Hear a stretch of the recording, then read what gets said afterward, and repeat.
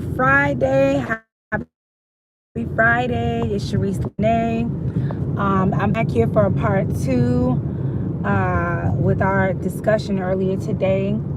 So if you're tuning in, once again, hello, this is Sherice Lanae, author of Worth the Wait Poems to Encourage Young Ladies in Abstinence Until Marriage. Also, be sure to check out my singles that are out right now, Psalm 91 and Raining, available wherever you stream your music. And of course, right here on YouTube at Sherice Lanae TV, you can check out my music videos.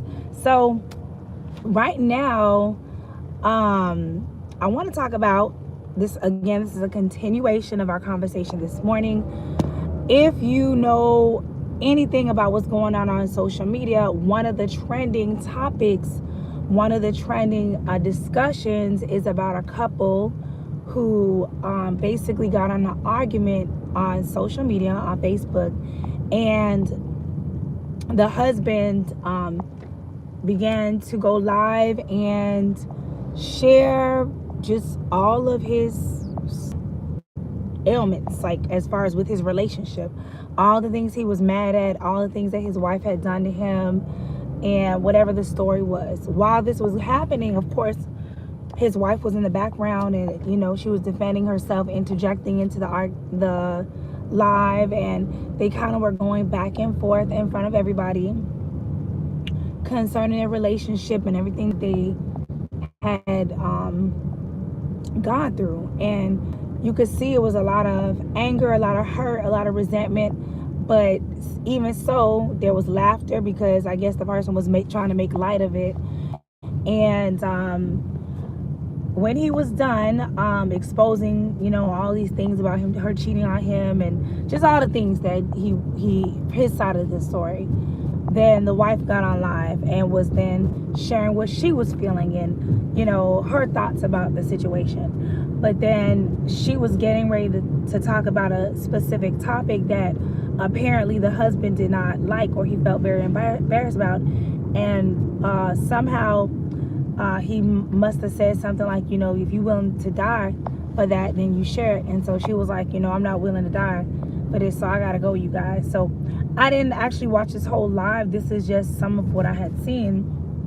And it's just very disturbing, because even if someone is in a situation where they're unhappy or they feel like it's a toxic situation, it's like we as people, we have to be self-aware. We have to know when something is not right, and we have to know when to walk away. And it can be hard, it can be challenging, it can be hard when you're already in a situation, when you're already stuck in something. It is hard to get out of it, but by the grace of God, you can get out of that situation. And so let's say with this couple, that of course this ended in tragedy, but let's say the husband began to get on live, and first of all, if he felt like it was an unhealthy situation, he could have gotten out of that situation. He could have walked away, he could have stepped away. Actually, both of them could have done that. But let's say he did go on live and start to expose the wife and say all these evil things about her. She could have made the decision to say, you know what, let me go in my room, let me quietly pack my stuff, or listen, first opportunity that I get, I'm gonna get out of here, right? And get out of that situation and get to a safe place. But sometimes it's almost as if, I guess it's like an addiction. Like the people cannot get rid of each other. Like they just want to stay together. But you have to be self-aware, and you have to be cautious of when something is not good and when something is not bad. Think about your body. I'm gonna get to you in a second. Sana Wayne, I see the comment. Think about your body. Like if you're going about your day and all of a sudden you have this huge pain in your body, like most of us are aware enough to know, oh man, something's wrong. And then what do? We try to figure out what's wrong. What's going on with me? And maybe we'll get a painkiller, and maybe the painkiller will relieve the pain for that moment. And 9 times out of 10, if nothing's really wrong, we'll be better later on that day, right? But then, if we see the pain keeps reoccurring, the next day the same pain in the same area, and then the day after that, and let's say it stops, but then it comes back again, then we know, we're like, okay, this is not normal. Something's going on with my body.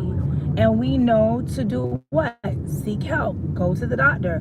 At least Google and research and try to figure out, what could be the cause of this pain. And so the same thing, like in a relationship, when you start to see where it's always arguing, and not normal arguing, because the truth is, in relationships, friendships, family relationship with your parents, like, there are gonna be disagreements, but do they have to get to the point where it's actual, like, rage and cursing one another out and hitting one another and getting violent? No, that is evil. That is not healthy. And just like if you feel pain in your body, you know something's wrong. If in a relationship it always gets to a volatile place, something is not right.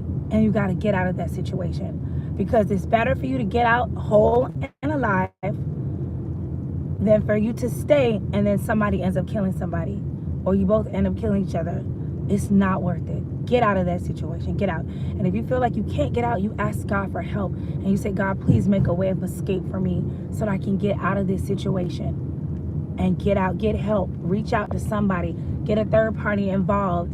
Because even in relationships, when you have disagreements, when you see that you cannot resolve it together in a hospitable way, you got to bring a third party in, whether, like, somebody that's neutral, that's going to listen to both sides, whether it's your pastor, whether it's, a family member or a friend or an older married couple,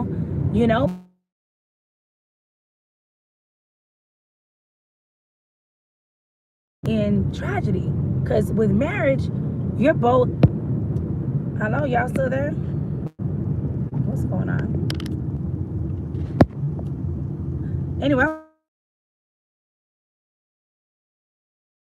you're on the same team. What's going on with my live? Let me see what's happening with this. Can y'all hear me?